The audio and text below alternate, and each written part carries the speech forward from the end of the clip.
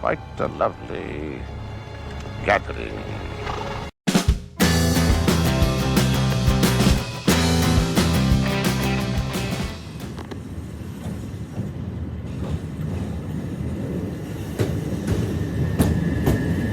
So I'm at the main train station, Portsmouth Southsea, downtown, at 5:30 in the morning. So these are clearly the earliest trains, and there's something really, I don't know, cool and dramatic about the town centre at this time of the morning. It was quite interesting walking through, getting one of the earliest buses as well downtown. But yeah, I'm on my way to Bath Spa, to visit Bath with a bunch of booktubers. Can't wait. It's really good. So usually once a year at least we meet up, which is great. And for this journey I've got to take 3 trains. So I've got to from Portsmouth to Southampton, and then I've got to change to Southampton. Then I've got to change at Salisbury as well, and then from Salisbury to Bath is the last journey. So yeah, I can't wait to see them. It's going to be great.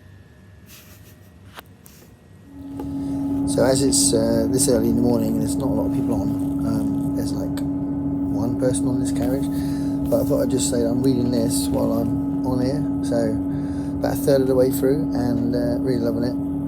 So reading this before the film comes out. Already read it when I was a kid, but I've forgotten a lot of it. So yeah, I want to see the film. So I'm reading this now, and I haven't got a phone. My phone is broken. So one of the interesting things about today is going to meet up with people without a phone. So hopefully I'll find more stones without a problem. We'll see. So it was actually a rail replacement service from Southampton to Salisbury. Now I've had to wait an hour to get the train to Bath. So still early in the morning and no one's around. It's very quiet, but it's quite chilled, and I'm slowly waking up. I've got my tea. I've got a croissant as well that I'll be eating in a second. So I'll be at Bath soon. So the extra time in the station allowed me to shave because it was an early start and I kind of rushed out. So I do feel a little bit more presentable meeting these friends that I only really see once a year. So I can't wait to see them. I just wanted to say something about The Running Man as well.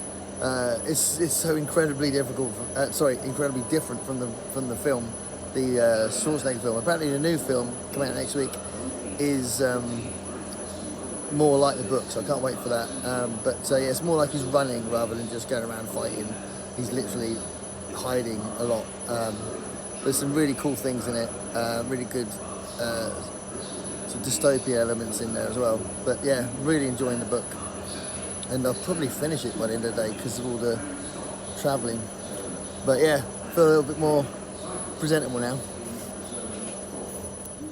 So I don't know Bath very well, and I haven't got my phone because, as I said, it doesn't work. I've got this, but it's got no internet. So yeah, I'm hoping to find Waterstones to meet up with everyone very soon. But I took some photos of what I found on the internet, but it doesn't really help. So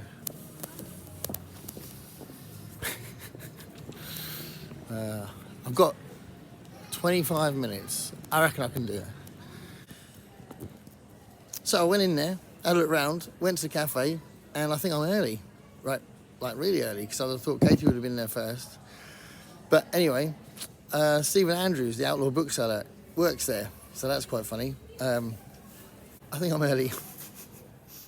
Okay, so yeah, as you can see, I did those first videos of getting to Bath on a very, very special day when I met up with all these other British YouTubers, hosted and run by Katie Lumsden. Katie does an amazing job. It's such a fantastic thing she does. It's so good that we meet up and she organises it. So she plans where we're going to go.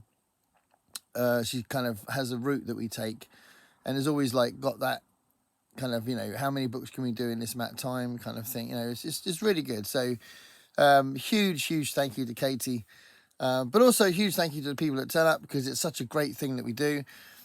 And this was a 2-day one, so I couldn't actually afford to do both days. So I couldn't get a hotel and stay and do the Bristol one, because so some of them are staying in Bristol, and there's going to be the same amount of people because there's some people that are just going to the Bristol one as well. But I went to the Bath one on the Saturday, so they go to Bristol on the Sunday, and I'm doing this very quickly after coming back so that it's still fresh in my mind. But it was just such a wonderful, wonderful day. It's such a lovely thing, and it's multi-layered as well, because the excitement about meeting the people, it sort of is a lovely build-up as well. So getting there was a lot of fun anyway. But then also you're looking at some bookshops you haven't been to before, and you might find some really interesting stuff. You're meeting up with people that you have met before, that you really look forward to seeing again, that you're creating this friendship with. And some people in that group I really know really well now, which is fantastic. And also you're meeting up with some people you've never met before. So there's a couple that I hadn't met before. There was a few that I'd met but hadn't had a proper conversation with them. So that sort of starts that part of it as well. And we always have a dinner in the middle. And that's when lots and lots of chat happens. And, you know, you get to know each other a bit better. And it's just so wonderful. So, yeah, a huge thank you to Katie and all the people that came along this time. So it was a last minute decision as well for me, because we did this surprise trip to Mykonos. So I bought tickets for me and my wife to go to Mykonos just to sort of cheer her up. And that put a massive hold on our money, inevitably, obviously. But we could still squeeze a little bit more to go to the first day. So that's why I didn't go to both days. If I hadn't done that, I probably could have gone to both days. So we met up, as we often do, in Waterstones. So the Bath Waterstones is absolutely brilliant. It's really, really good. And as you can see, Stephen Andrews, the outdoor bookseller, was working there. But it's a really good branch. And I looked around for a bit before I went out again and came back, because I was clearly too early. And I did find something, which I'll tell you. But when I came back, after just sort of standing outside for a bit, Katie and Gavin were there in the cafe, and I thought, oh great, brilliant, let's get going. So I bought a cup of tea and sat with them, and we chatted for a bit, and then people started arriving through that half an hour or so. So I collect the hard case crime books, because I think they're really interesting, and it's kind of like an easy way into crime, and I haven't had a letdown yet. And I've talked about them on the channel before, but I did actually see Ed McBain's first ever publication, his first ever book, the NWA Grandmaster's first crime novel, So Nude, So Dead. It's a very old-fashioned cover and title, but that was a really interesting find. I didn't even know that existed. So I couldn't resist that. Oh, and as I'm talking about the books, I will address the elephant in the room, and that is the Read What Your Own challenge. So my approach to the Read What Your Own challenge for this day was, I really wanted to go because I wanted to see everybody, but it is a bookshop crawl, and I wasn't going to not go to the bookshops, because that meant I wouldn't talk to them and all that sort of thing. And I wanted to take the Read What Your Own challenge seriously, but I also had that caveat, which was if I found something extremely unusual, or something that was part of the people I collect, like Harriet Harrison, Robert Sheckley, Richard Matheson, Ray Bradbury, Hun Ellison, and possibly Ursula K. Le Guin, but I don't know what's left out there that I haven't got. But those kinds of people, then that's fine, that's an exception. But I'm going to admit that that didn't really happen. As we go along, you'll see that I just completely forgot about the Read What Your Own challenge. So it just didn't happen. I did not have that in my mind at all once I was there and doing it. It genuinely left my entire brain. So I failed the Read What Your Own challenge, and just carried on as normal.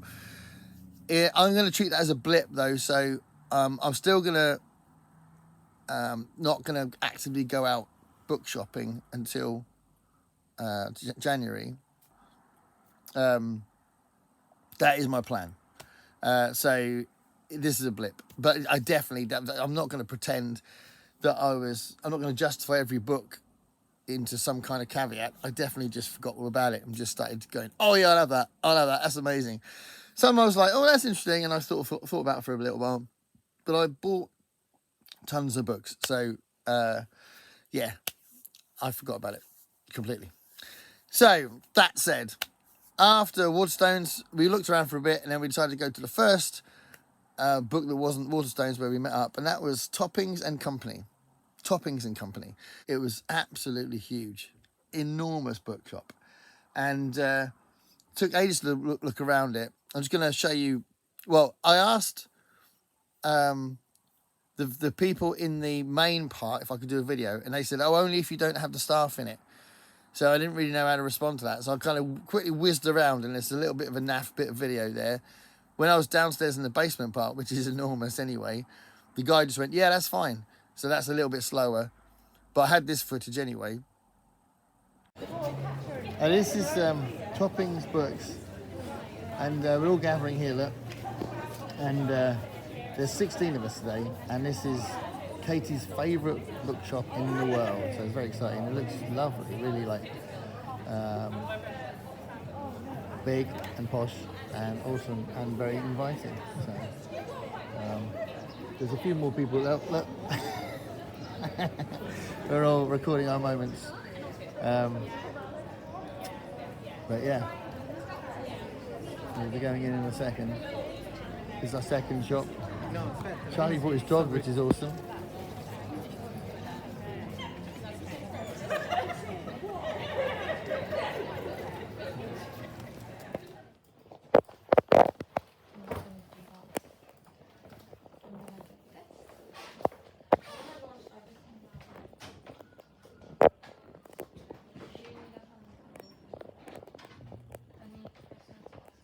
This is actually the smallest part of the shop. It's like the basement bit. This is absolutely crazy. It's huge, absolutely huge.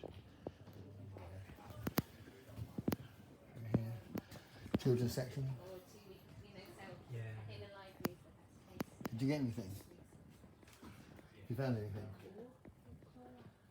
Not yet. What's that? You found anything yet? No, not to buy yet, but So every stairwell and corridor has got loads and loads of hundreds and hundreds of books. Hi, Charlotte.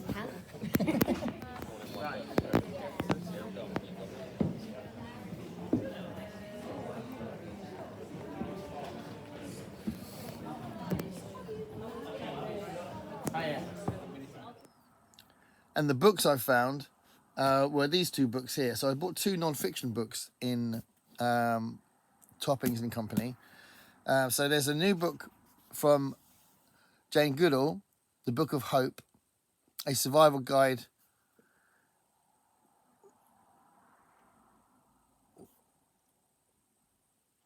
That is really bad typing. What does that say? For trying times? A survival guide for trying times. That's really weird having the white and the green there.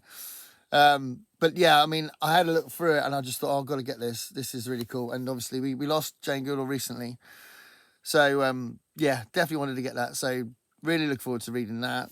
The Book of Hope. And also, I found a book by Alice Hunt, who's on TV a lot, but I haven't read anything by her, about my favourite decade in British history. Republic, Britain's revolutionary decade.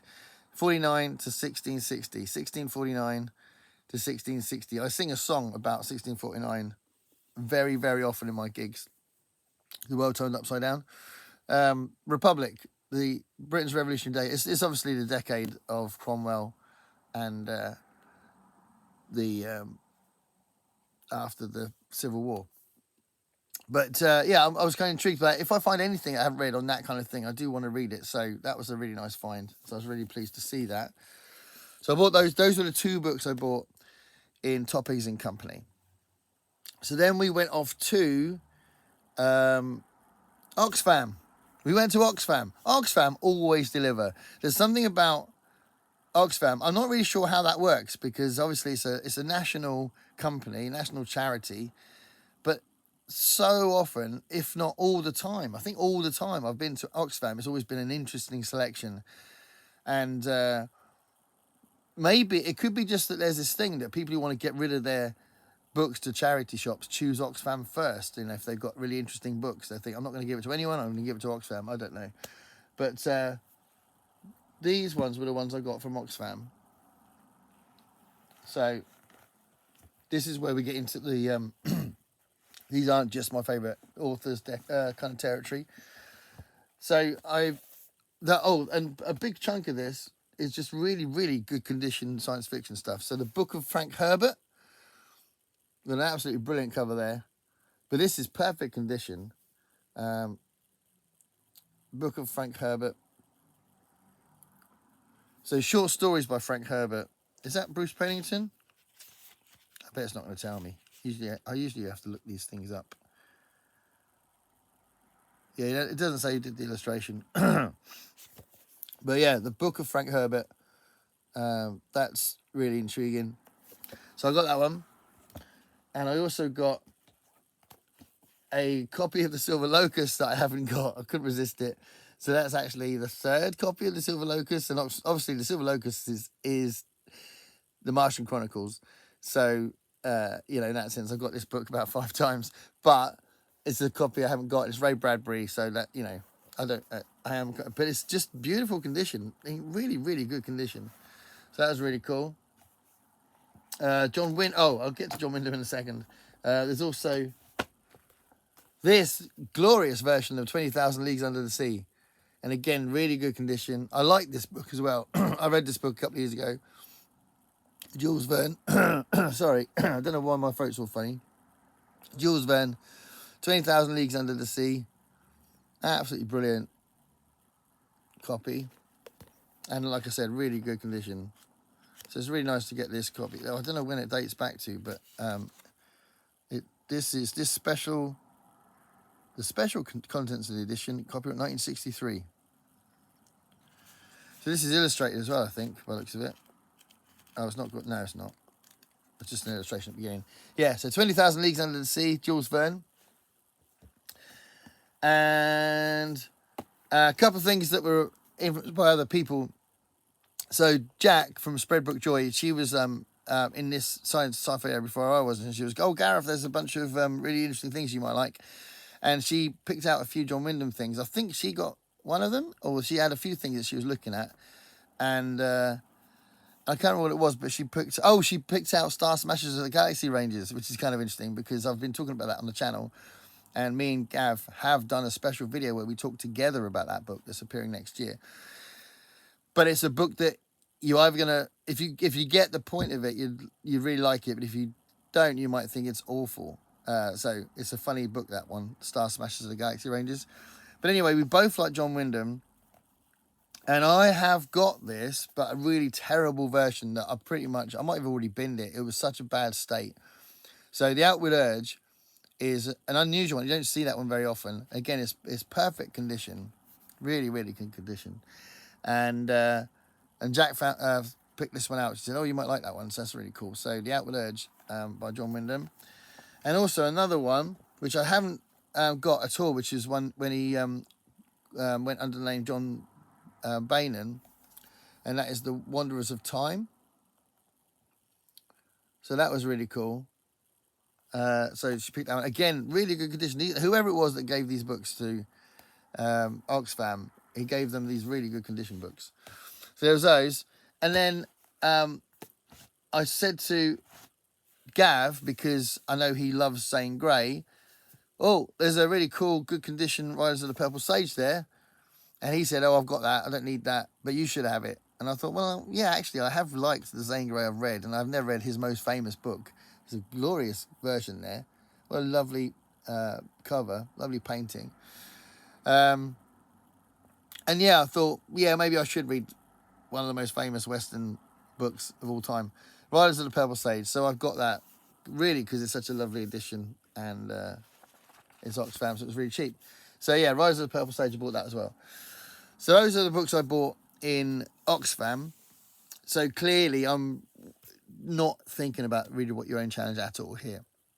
We had a lovely time walking around. It's a very small shop, so we were kind of like shuffling around. Like, oh, you go there now. You go there now, and everyone was like letting other people see the sections, and it was a bit of fun. That was like an extra bit of fun, I think. So that was cool. And then we went to Mr. B's Emporium of Reading Delights. Mr. B's Emporium of Reading Delights. What a great name. But it's also Alice's favourite shop in Bath.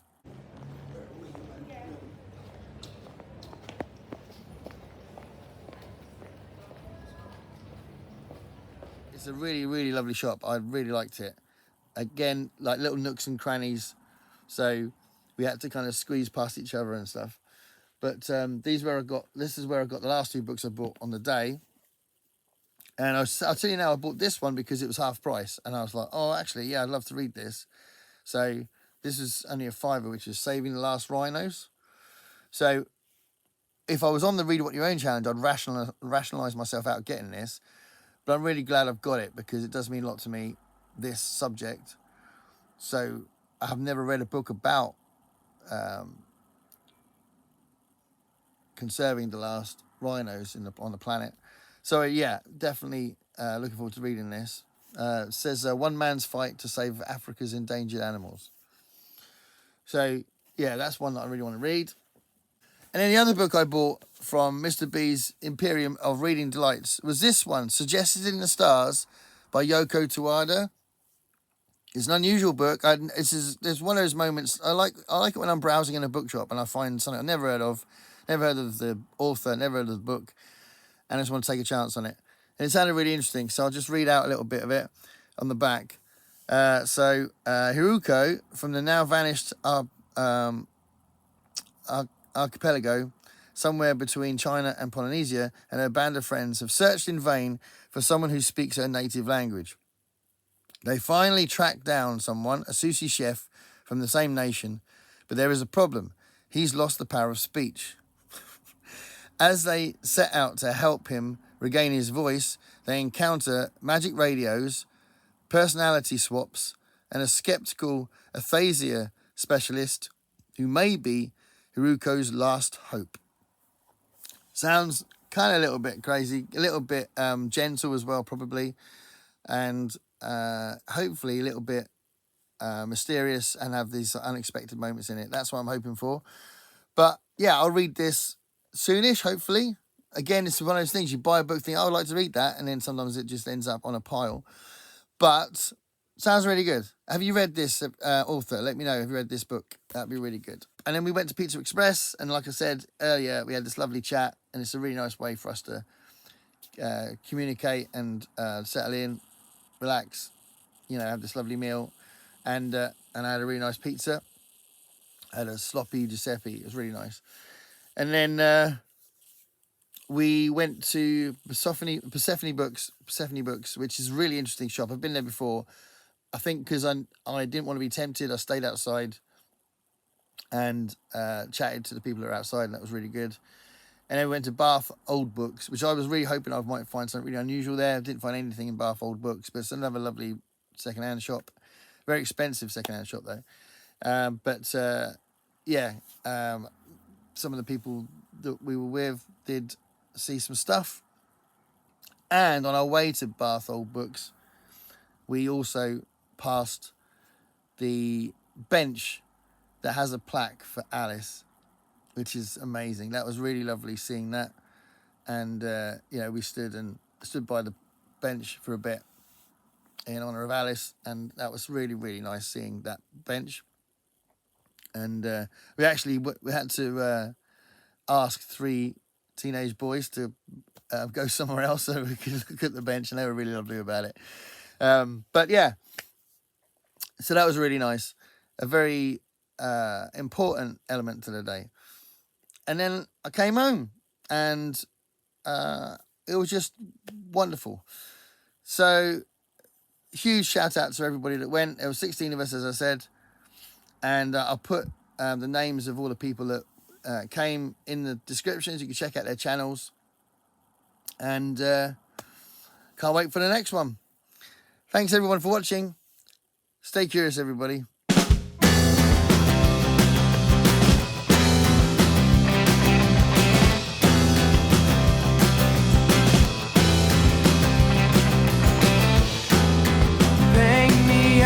picture